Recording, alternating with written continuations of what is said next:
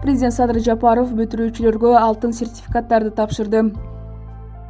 Өлкө башы Садыр Жапаров Гурбангулу Бердимухамедовго ыраазычылык кат жолдоду. Кыргызстанда бир суткада 1392 адамдан COVID-19 табылып, 9 бейтап каза болду. Кыргызстандык 100 студент Өзбекстанда акысыз окуй алат. Чүйдө абактан чыккан жаранды муунту өлтүрүүгө шектелип, эжеси кармалды.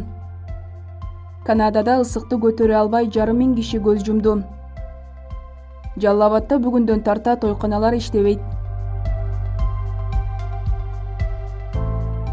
Президент Садыр Жапаров бүгүн 1-июлда салтанаттуу аземде билим берүү мекемелеринин бүтүрүүчүлөрүнө алтын сертификаттарды тапшырды. Бул тууралуу президенттин басма сөз кызматы билдирет. Быйыл жалпы республикалык тестирлөөнүн жыйынтыгы боюнча республиканын бардык аймактарынан 66 улан кыз эң жогорку упайга ээ болушту. Мамлекет башчысы бүтүрүүчүлөрдү мектепти жеңиштүү аякташы менен куттуктап, алардын мындан аркы иштерине ийгиликтерди каалады. Садыр Жапаров 17 жылдын ичинде жалпы республикалык тестирлөөнүн жыйынтыгы боюнча 700дөн ашуун бүтүрүүчү артыкчылык сертификаттарга ээ болгонун белгилеп, алтын сертификат ээлеринин саны жыл сайын өсүп, анын ичинде аймактагы бүтүрүүчүлөрдүн арасынан мыктылар суурулуп чыгып жаткандыгын кошумчалады. Ошондой эле Садыр Жапаров катышуучуларга алардын билими жана тажрыйбасы өлкөнүн өнүгүшүнө салым кошот деген ишенимин билдирди. Бүтүрүүчүлөргө сертификаттардан сырткары баалуу эстелик белектер тапшырылды. Эске салсак, иш-чара коронавирус инфекциясынын жайылышына байланыштуу учурдагы кырдаалды эске алып, зарыл санитардык эпидемиологиялык талаптарды сактоо менен уюштурулду жана иш-чаранын бардык катышуучулары алдын ала ПЧР тесттерин тапшырышкан. Өлкө башы Садыр Жапаров Түркмөнстанга болгон расмий сапарынын жыйынтыгы боюнча Түркмөнстан президенти Гурбангулу Бердимухамедовго ыраазычылык кат жолдоду. Бул тууралуу президенттин басма сөз кызматы билдирет.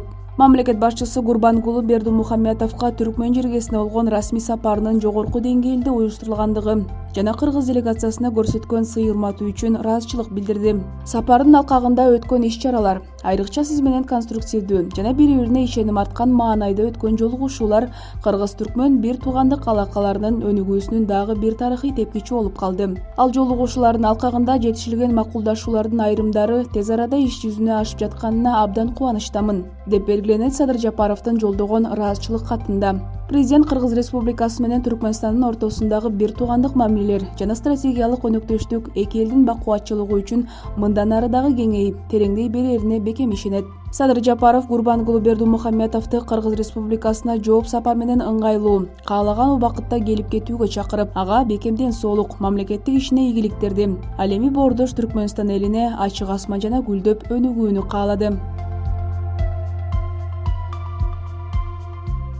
Кыргызстанда 1-июлга карата коронавирус дагы 1392 адамдан аныкталды. Бул тууралуу Саламаттык сактоо жана социалдык өнүктүрүү министрлигинин басма сөз кызматы билдирет. Маалыматка караганда, анын ичинде Бишкек шаарында 803, Ош шаарында 78, Чүй облусунда 197, Ош облусунда 60, Талас облусунда 20, Нарын облусунда 17, Ысык Көл облусунда 37, Жалал Абад облусунда 97, Баткен облусунда 83 адамдан илдет табылган. Ал эми бир суткада 616 адам илдеттен сакайды. Анын ичинде Бишкек шаарында 258, Ош шаарында 112, Чүй облусунда 80, Ош облусунда 101, Талас облусунда 4, Нарын облусунда 6, Ысык Көл облусунда 20, Жалал Абад облусунда 19, Баткен облусунда 16 адам илдеттен сакайды.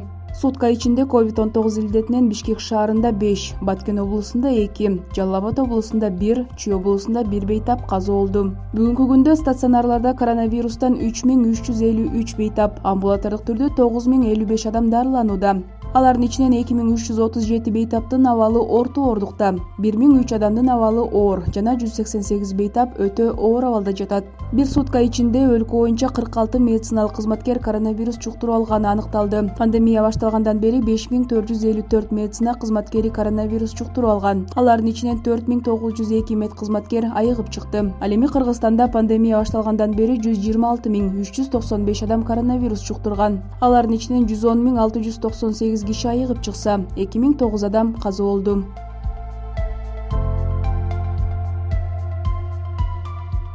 Кыргызстандык 100 студент Өзбекстандын окуу жайларында акысыз окууга мүмкүндүк алат. Бул тууралуу Билим берүү жана Илим министрлигинин басма-сөз кызматы кабарлады. Президент Садыр Жапаровдун Өзбекстанга болгон расмий сапарынын алкагында эки өлкөнүн министрлери эки тараптуу келишимге кол коюшкан. Квоталар бакалавриат жана магистратура программалары үчүн каралган. Сынакка тапшыруу үчүн талапкерлер онлайн платформасында каттоодон өтүшү керек. Анкеталарды толтуруп, бардык талап кылынган документтерди 15 июль саат 23:59 чейин жиберүү керек. Документтерин ийгиликтүү жана өз убагында тапшырган талапкерлер ушул жылдын 17-19 июль күндөрү боло турган алдын ала тандоого катыша алат. Сурап билүү телефону 0312 62 15 19.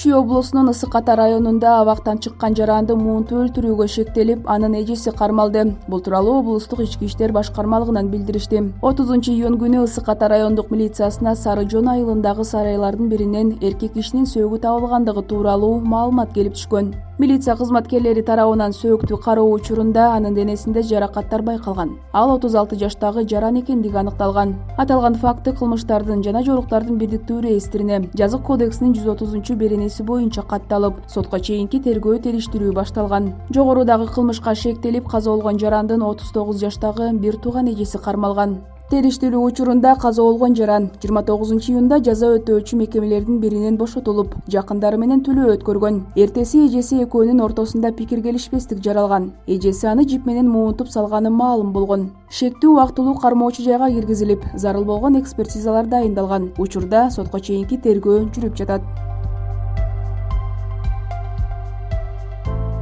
Канадада күндүн катуу ысыганын көтөрө албай, акыркы 5 күндө 500 адам көз жумду. Бул тууралуу дүйнөлүк басылмалар жазып чыгышты. Бул кырсык Британдын Колумбия провинциясында көп катталган. Аймактагы адамдардын өлүмүн иликтеген Лиза Лапойнт маалыматтарды топтогондон кийин алардын саны дагы арбышы мүмкүндүгүн айткан. Акыркы 5 күн ичинде Британдын Колумбия провинциясында көз жумгандардын саны арбыды. Биздин коронерлик кызматка жума күндөн тарта капыстан каза болгон 486 учур туурасында маалымат келип түштү. Журналисттерге жергиликтүү полициядан өлүмдүн алдын ала айтылган себеби күндүн катуу ысып кетиши дешкен. Тартип коргоо органдарынын билдиргенине караганда, көз жумгандардын көбү улгайган адамдар. Мурда күнү Британдын Колумбия провинциясында жайгашкан Литтон шаарында күн 49 градуска чейин ысып, Канаданын тарыхында рекорд жараткан.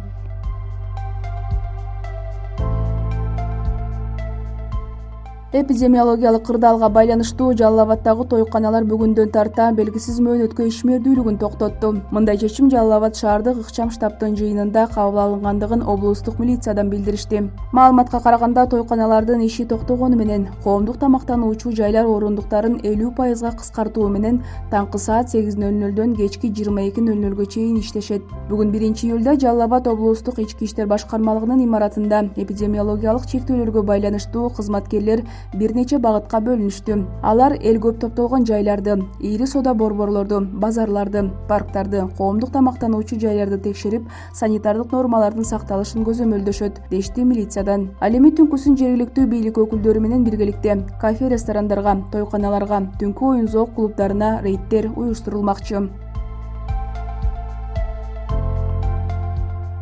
Эртең 2 июлда түнкүсүн Нарын облусунун кээ бир райондорунда, Ош, Жалал Абад облустарынын тоолуу райондорунда өткүн өтөт. Калган аймактарда жаан-чачын болбойт.